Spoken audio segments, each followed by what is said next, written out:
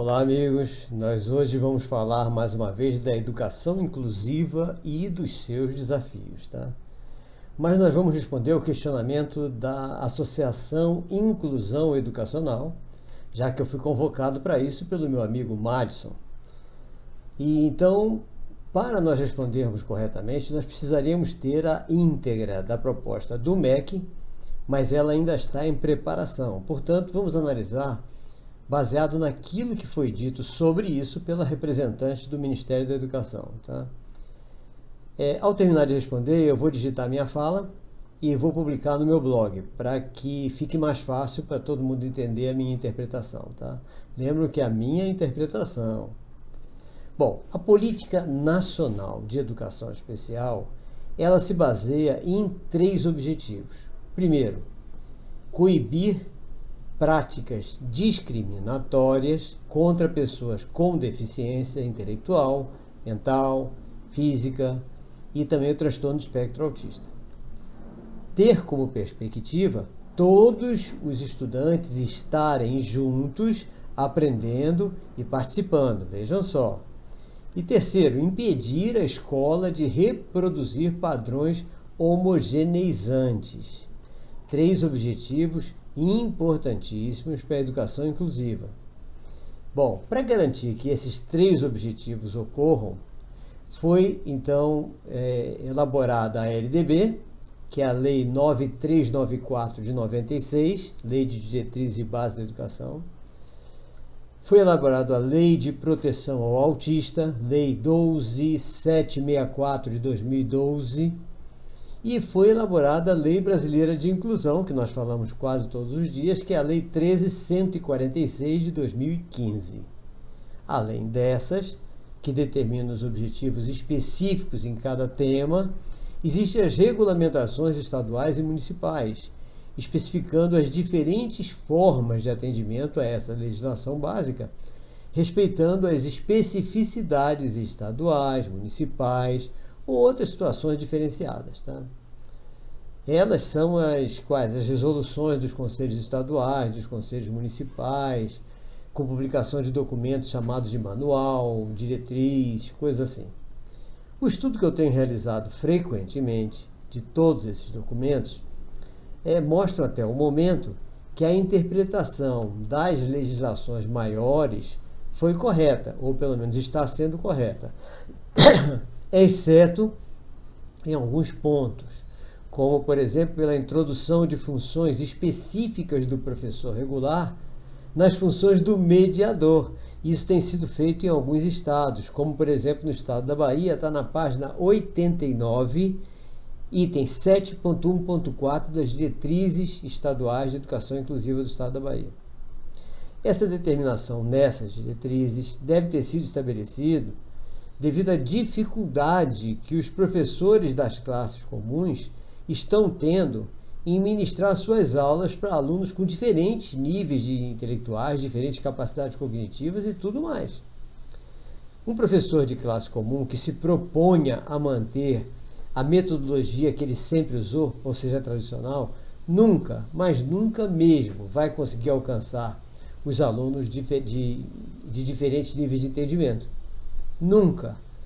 Ele só vai conseguir alcançar os outros alunos que estão em níveis diferentes da sua classe normal quando ele criar ou aprender alguma metodologia inclusiva de verdade. Aí ele vai ver que a missão não é impossível. Enquanto ele não fizer isso, a missão para ele será impossível, como eu achei no início também. A solução para esse tipo de professor vai ser o quê? Ele vai, de repente, propor a contratação de um professor para auxiliar ele. Isso é que ele vai achar que é o mais importante, que está faltando isso. Só que não é isso que está faltando ele aprender uma metodologia inclusiva. E enquanto não existir esse professor auxiliar para ajudar a ele não tendo criatividade para mudar o seu método, ele vai abandonar esse aluno à sua própria sorte, em um canto da sala, e caso esse aluno tenha algum acompanhante, ele vai deixar o aluno sob a responsabilidade dessa pessoa, como se aquele aluno não fizesse parte da sua classe escolar. E ele vai achar que está certo. Essa situação vai ter como consequência o quê? O desespero das famílias, porque eles vão perceber que seu filho não está se desenvolvendo, está abandonado na sala de aula. E vão exigir para a escola, para o sistema, para os advogados, etc., que seja colocado ao lado do seu filho um professor auxiliar. Ou seja, vão acabar exigindo uma coisa ao contrário daquilo que o seu filho precisa. Seu filho não precisa de um professor auxiliar, senão ele não vai ser autônomo. Ele precisa que o professor regular aprenda a dar aula para ele. Isso vai acabar provocando alterações na própria legislação, como é o que vai acontecer agora. Algumas dessas alterações vão acabar eliminando todas as características interessantíssimas, importantíssimas e necessárias à eficácia do processo inclusivo. Então, o processo inclusivo, que eu acho maravilhoso, vai acabar sendo destruído.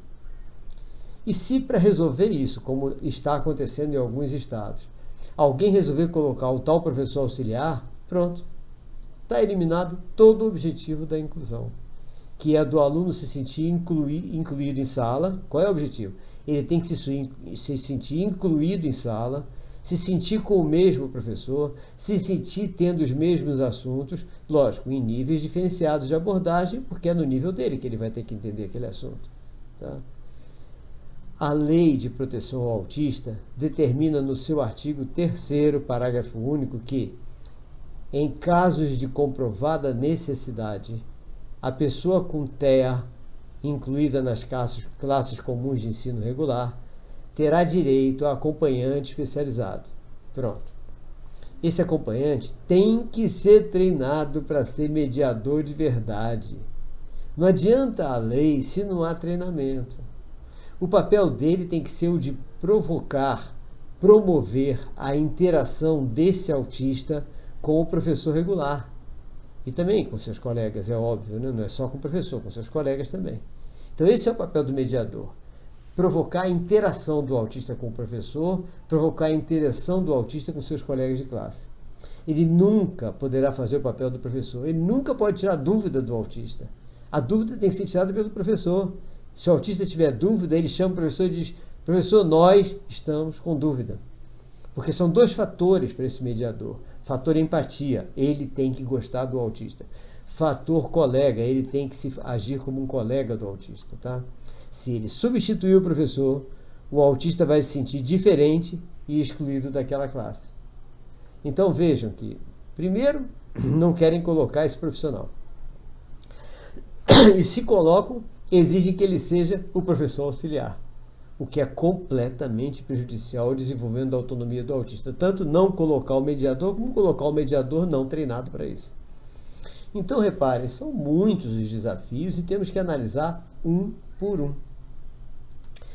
Mas como nós estamos vendo, né? Para existir inclusão, conforme determina a legislação, não podem ser mantidas as metodologias tradicionais, porque elas não funcionam para esse fim. Elas foram feitas para grupos de alunos no mesmo nível intelectual e com a mesma capacidade cognitiva. Então, tudo começa, pelo desenvolvimento e pelo ensino de metodologias inclusivas. Aproveito até para lembrar que nós temos esse curso. E nós damos esse curso, vamos dar agora no dia 25 de janeiro, um curso de 10 horas de aula no IUP, em Salvador, sobre metodologias inclusivas, exatamente para mostrar que tudo isso é possível. Então vamos agora analisar as propostas de alteração que foram divulgadas por uma representante do MEC e que está causando muita polêmica e que foi o objeto de questionamento de Madison e da associação. Todas essas análises têm que ser feitas com muita cautela, para que nós possamos entender mesmo, sem criar resistência, sem conhecimento de causa. Tá? A proposta está sendo chamada pelo MEC de proposta de ampliação da educação inclusiva. Bom, por esse nome, à primeira vista, parece até que é bom. Tá? Ampliação significa vai continuar havendo educação inclusiva, vai até ampliar. Mas a primeira ideia que apareceu, que foi falada pela representante, é reforçar uma coisa que já existe e que sempre existiu, que é a possibilidade do sistema oferecer alternativas à escola inclusiva. Olha só, como é que você vai ampliar a inclusão oferecendo alternativas a ela? Não é estranho? E que alternativas são essas? Escolas especiais, classes especiais, escolas bilíngues, português e Libras, classes bilíngues, português e Libras. Olha, esse oferecimento já existe em várias instituições. As APAES, por exemplo, e as instituições congênitas espalhadas pelo Brasil inteiro fazem isso. Não a parte da bilíngue, né? Até algumas fazem. Mas esse oferecimento em alteração legal pode ser uma tentativa de fazer com que as crianças com transtornos, com síndromes, com deficiências, acabem retornando ao ensino especial, fora da escola regular. Olha, não está clara essa intenção, mas a minha interpretação para que essa intenção exista está baseada na declaração dessa representante do MEC, quando ela diz o seguinte: você pode conseguir melhores resultados para o público da educação especial em classes especiais ou escolas especiais. O foco dessa política estará na singularidade das pessoas e não no grupo como um todo. Ora, o que ela disse? Que os melhores resultados na educação das crianças especiais pode ser obtido nas classes especiais e nas escolas especiais. Eu digo que não é por aí. E todas as APAES, inclusive, sabem disso. O trabalho feito por elas é excelente, mas o trabalho de inclusão dá melhores resultados. Todos nós sabemos disso. Então, o problema da escola especial, nós sabemos, a escola especial tem um problema óbvio, claro. Todo aluno com deficiência dentro de uma escola especial em que só tem alunos com deficiência, ao conviverem com seus colegas que têm as mesmas características, registram em seus cérebros, de forma inconsciente, ou não até, que as suas dificuldades são normais, iguais às de todo mundo. Então ele não vê deficiência nele, ele vê que ele é igual a todo mundo. Bom, para a elevação da autoestima, temporariamente é muito bom, vai ser um choque no futuro. Mas o seu cérebro, assim, não vai trabalhar a seu favor. Por quê? Para quem estuda o trabalho do nosso cérebro, que detecta e corrige todos os nossos defeitos, conclui que o cérebro dessas crianças jamais terá essa visão de existe defeito a corrigir. Lógico, porque ele não está vendo defeito. Então, isso vai dificultar a sua evolução. Já na escola regular, o cérebro do aluno deficiente detecta suas dificuldades em comparação com as facilidades dos outros e inicia o trabalho de correção, facilitando a sua evolução em todos os sentidos. Lógico que para ele fazer isso, ele não pode sofrer bullying, já que o aluno deficiente precisa estar com a autoestima elevada o tempo todo. Então, aquela declaração de conseguir melhores resultados em classes especiais não procede. Principalmente para quem acompanha o excelente trabalho das APAES ao longo de tantos anos, sabendo que não substitui a educação inclusiva. Há necessidade dessa inclusão. E não é só para esse trabalho do cérebro, como também não. Tem mais coisa em relação a isso. Esse trabalho de inclusão, essa necessidade da inclusão, também é para acostumar a ambos, tanto os alunos especiais como os alunos neurotípicos, a conviverem com a diferença. Nossa, essa parte é maravilhosa para quem sabe fazer educação inclusiva. Mas, para reduzir o impacto dessa declaração dela mesma, ela diz alguma coisa que, se fosse real, seria ótimo. Que ela diz o seguinte: a gente não quer que essa política signifique retrocesso em nenhuma das conquistas da inclusão escolar. Bom, se houver estímulo à volta dos alunos para as escolas especiais, haverá, sim, retrocesso dessas conquistas. O que precisamos é preparar todos os professores para que comecem a exercer imediatamente o seu papel de professor inclusivo, por meio do treinamento em metodologias inclusivas. Não podemos levar os alunos de volta para as escolas especiais porque as escolas inclusivas não estão funcionando. Nós temos que fazê-las funcionar. É só isso. E essas metodologias, para serem inclusivas de verdade, temos que tomar cuidado, que elas precisam passar pelo teste dos 3 objetivos básicos voltados para o aluno e um objetivo básico voltado para o próprio professor, Que objetivos são esses? É muito importante. Para os alunos, nós temos que, em primeiro lugar, essa metodologia, ou qualquer uma que seja, tem que garantir que todos os alunos aprendam todos os dias alguma coisa a partir do seu ponto de entendimento. Essa frase tem que ser completa. Em segundo lugar, segundo objetivo, estimular todos os alunos, todos os dias, ao desenvolvimento da sua autonomia futura. Terceiro lugar, proporcionar em todas as aulas a socialização.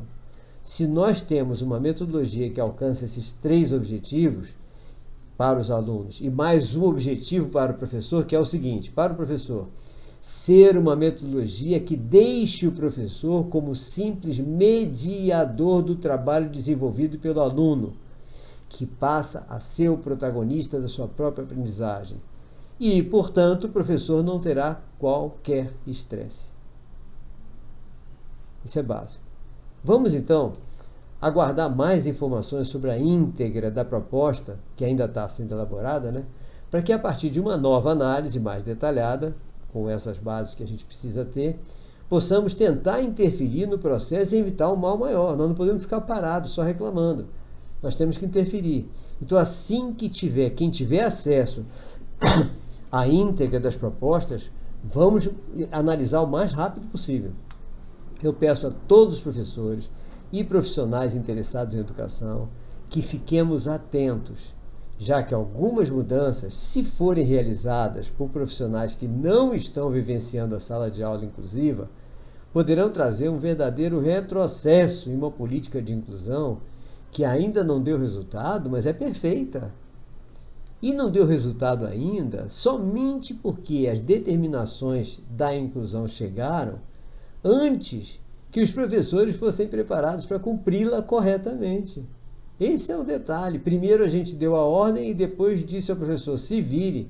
Não é assim. Será que todos os professores terão a criatividade, a inventividade, a descoberta para criar uma metodologia inclusiva? Por que não se ensina a eles isso? Bom, eu venho pedir a todos uma coisa que eu não peço no início, porque eu acho que enche o saco de todo mundo, mas eu peço agora no final, tá? Inscrevam-se no nosso canal, compartilhem com seus amigos, aperte o tal do sininho, dê seu like, compartilha com todo mundo para que a gente possa continuar contribuindo com esse conhecimento em área tão necessitada como a nossa. E assim nós podemos salvar nossas crianças e nossos adolescentes da exclusão social. Nosso canal de vídeo não é um canal de projeção assim, porque a educação quase ninguém se interessa, então por isso que quanto mais vocês que são seguidores compartilharem, mais a gente vai ter um númerozinho que pode manter a gente fazendo esse trabalho e trocando essas ideias para a gente tentar dar uma outra realidade na educação desse país, não é não? E mandem suas perguntas para a nossa assessoria pelo WhatsApp 79999170344, que é nosso amigo. Um forte abraço para todos vocês e até o nosso próximo encontro.